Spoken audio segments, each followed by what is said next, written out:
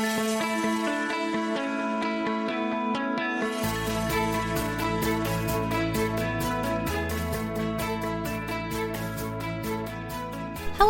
and welcome to Live Full, Retire Early, the podcast where we build calm wealth, intentional freedom and lives that don't need escaping from. We have real conversations with real people, just like you. So if this sounds like your thing, keep on listening. I'm Emma Woodhouse, your host. In today's episode, we're placing another brick in the foundation of making your personal finances solid, structured and a lot more shock-proof. So when life happens, which it will, it doesn't throw everything off course. Because most people aren't struggling because they don't have enough money. They're struggling because their cash flow has no structure. And we're all about structure and systems here. So most people don't actually have a money problem. They have a cash flow problem. Money comes in, money goes out. And whatever's left just kind of disappears. And that's why money feels heavy and stressful, even if you're earning a decent income. Because it's not really about how much is coming in. It's about what's happening to it once it lands. And once you fix that, everything else starts to feel a lot calmer. I've seen this so many times. One of my previous clients was earning decent money. Nothing crazy, nothing radical, but definitely enough. She had a part-time job, as well as her own business and property investments. But every single month, it felt like she was starting again. Like she wasn't making any progress. She wasn't in debt. She wasn't reckless. But there was just no traction. And I remember her saying to me at the start of our working relationship, I don't even know where it goes. It's just gone. And when we actually sat down and looked at it properly, there wasn't anything extreme going on. It was just unstructured. The only thing we changed was just giving her money a structure. It was the same income, but completely different outcome. And that is a really good example of what I mean by systems. Because as soon as we started going through everything together, it became pretty obvious what the problem was. It wasn't her income. It wasn't even her spending. It was just the setup around it. Like she had an accountant, but the accountant wasn't right for her situation. So the first thing that we did wasn't anything complicated. It was just stepping back and finding someone who actually understood her circumstances. So when me and this client first started working together, we sat down and went through her goals of what she actually wanted her life to look like. And we walked through the framework I use with all my clients. And she said, I just want lots of money. Which is completely fair. Most people say a version of that. I've heard it so many times. But it's also really vague. Because how do you know when you've actually got there? And if there's nothing to measure against it, it's a never-ending goal. Because how do you know when you've actually got there if there's nothing to measure it against? So we had to slow down a bit and go, okay, what does a lot actually look like? What's the number? And it didn't have to be perfect. It's just a starting point. But she needed something to aim towards. Otherwise, she was just moving with no direction. And this is the part that most people get slightly wrong. Because the default assumption is, I just need more money. Don't get me wrong. Earning more helps. Of course it does. But I've worked with people earning decent money, very good money. And they still feel like they're constantly trying again and again every month. Like they're on a hamster wheel, not getting anywhere. And that's the bit that confuses people. Because on paper, it should be working. But in reality, it's not building anything. So it's clearly not an income problem. And it's not even a discipline problem either. Because most people aren't reckless. They're just unstructured. And if you're honest with yourself, you've probably had a few months where you've thought, what's going on? I should be further ahead than this. Even though nothing dramatic had gone wrong. And what it usually comes down to is this. There's no system directing your money. It's just reacting. And whenever money is reactive, you always rely on things like motivation, willpower, being better next month. I've heard that one before. And none of these are consistent. So the goal isn't to try harder. It's simply to take the thinking out of it and to build something that works in the background. And the easiest way to do that is start thinking about your money the way a business would. Not emotionally, but structurally. And this is where I think looking at your personal finances a bit differently really does help. Because most people treat their money quite emotionally. It's reactive and it's based on what's happening that month. But if you think about how a business runs, it's completely different. A business doesn't just get money in and then see what's left at the end. It decides in advance where the money is going. It has structure. It has priorities. And that's the shift. It's not about being stricter with yourself. It's about thinking more clearly. Because once there's structure there, you don't need to keep making the same decisions over and over again, as the system starts doing it for you. So let's just pause for a second and ask yourself this. Imagine if your life was a business. Would you actually run it the same way your finances are set up right now? And this is where the idea of giving your money a job comes in. Because once every pound has a clear, defined role, things start to feel a lot more predictable and a lot calmer. And that alone is what I call the calm cash flow system. So the way I think about this is really simple. Your money just needs jobs, proper defined jobs. Because right now, for most people, it doesn't really have one. It just goes wherever it goes. So instead of that, I break everything into 4 simple buckets. You know I love a bucket. Think of them like departments within a business. And every pound that comes in gets assigned to one of the buckets. The first bucket is operations. This is just running your life. Things like rent or your mortgage, bills, food, and getting around. This is your baseline. And this is where a lot of people feel the pressure. Because if it takes up too much, everything gets squeezed. Savings feel hard. Investing feels out of reach. Even enjoying your money starts to feel a bit tight. And it's just worth pausing for a second, because a lot of people don't really know what their cost of running their life is. They know roughly what they earn, but not what it actually takes to maintain their lifestyle. And that's important, because the number becomes your foundation, and it's the number everything else is built around. So it's not about cutting everything back and making your life miserable. It's just about being aware of it. Because once you know that number, you can actually start making decisions from a place of clarity instead of just reacting. And this is also the number that feeds into your freedom number, which is basically the point where your money covers your life. So work becomes optional and not something you rely on. We discussed your freedom number in one of the previous episodes. I've also put together a simple worksheet that you can actually use to calculate it for yourself. But this is where it starts, because if you don't know what it costs to actually run your life, it's really hard to build anything beyond it. Because the lower and more controlled this is, the easier it is to build flexibility over time.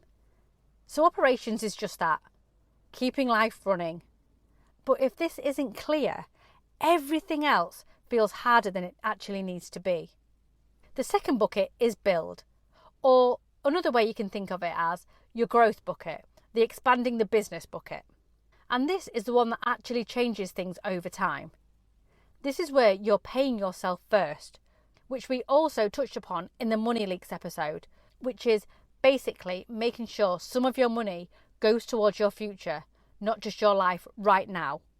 So things like savings, investing, paying debt down, anything that's moving you forward rather than maintaining where you are. This is what creates stability, and it's what gives you options later on. And over time, it's what moves you towards that point where work becomes a choice. But this is where most people unintentionally get stuck, because it usually becomes, I'll just save whatever's left at the end of the month.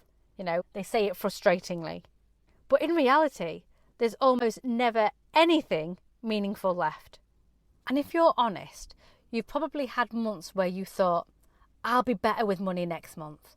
And then life just happened. So instead of this being optional, this needs to happen way earlier in the process. Not perfectly, just intentionally. Because that is the difference between hoping things will improve and actually building something over time. It doesn't have to be these big amounts either. And this is where people overthink it. It's consistency that matters here, not intensity.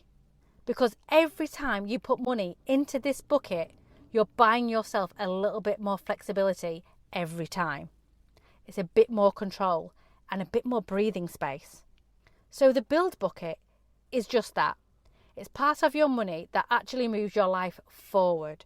And if this isn't happening consistently, things tend to stay the same, even if your income increases. You don't really grow. You don't really improve your life. You just end up a bit stagnant. Now on to the third bucket, enjoy. This can also be seen like the owner of the business's pay and dividends. And this is where you actually live your life. Things like meals out, holidays, hobbies, the stuff that makes your life feel like yours. And this is the one that people either ignore or feel slightly guilty about. And we don't need to feel guilty here. Because there's this idea, if you're trying to be good with money, you shouldn't really be spending on things like this. But the reality is, the whole point of money is to support your life. Not just maintain it, but to actually support it. And if this isn't part of your system, it usually shows up somewhere else. You've probably had that moment where you think, I've been really good this month. I'm going to treat myself. So this is just about giving that spending a place. It's planned, it's accounted for, and it's completely guilt-free, which I love. Because you know everything else is covered. And that's the difference. It's not about cutting things out. It's about making sure they fit. So enjoy is just that.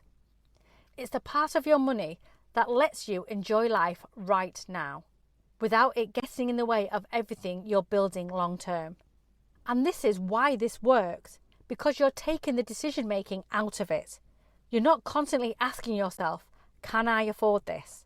Or should I be spending this? The system has already decided it. You've already given your money a job.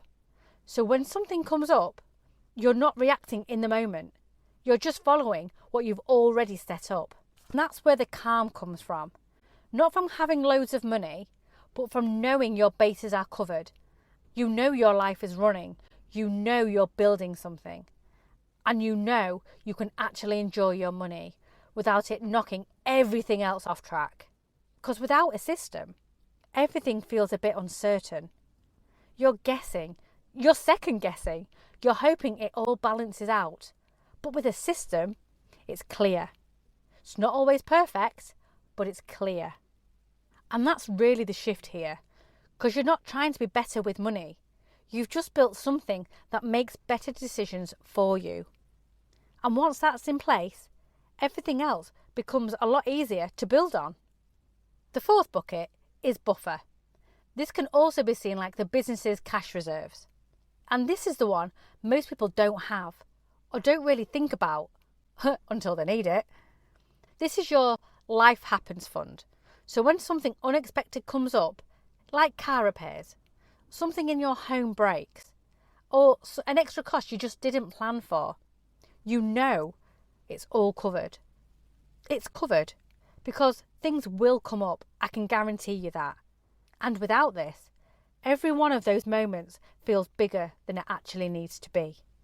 It turns it into stress, or it gets put on a credit card, and then you're dealing with it long after that moment has passed. But with a buffer, it's not a big deal. Yeah, it's annoying, but you know it can be handled. And it doesn't knock everything else off track.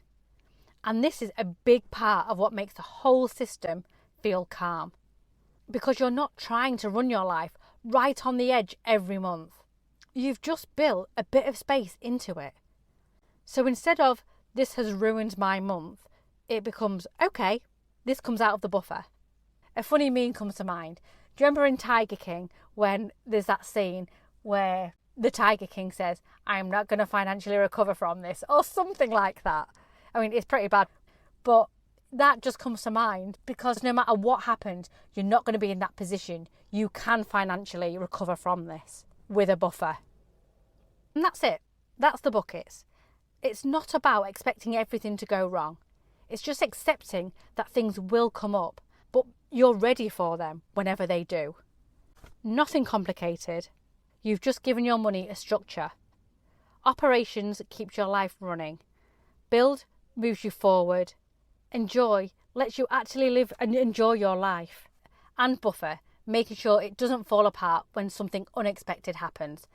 So every pound that comes in gets given a job immediately. And that's the whole point of the system. And once that's in place, things start to feel very different. It starts to feel good because you're not constantly deciding what to do with your money anymore. You've already decided, and you're not relying on willpower or trying to be better each month. The system is doing the work for you. And that is where the calm comes from. Not by having loads of money, but knowing your life is covered because you're building something in the background and you can actually enjoy your money without it knocking everything else off track.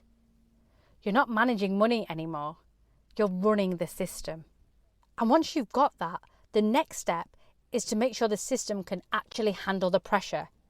Because it's one thing having a structure. It's another thing knowing it's not going to fall apart the moment something unexpected happens. And that's where your safety net comes in. So in the next episode, we're going to go into what I call the Emergency Fund 2.0, which is really about making your finances more resilient, not just organised. Because once your cash flow is working, the next job is making sure it can hold up, even when life doesn't go according to plan. If you enjoyed this episode, it would really mean a lot if you took 30 seconds to follow the show and leave a quick review. It's what helps more people discover this and start building their own work optional life. You'll find everything else, including deeper dives and practical tools, over on my Substack, which is linked in the show notes. And as always, strategy beats stress, systems beat willpower, and your future is built on what you do consistently and not occasionally. Until next time.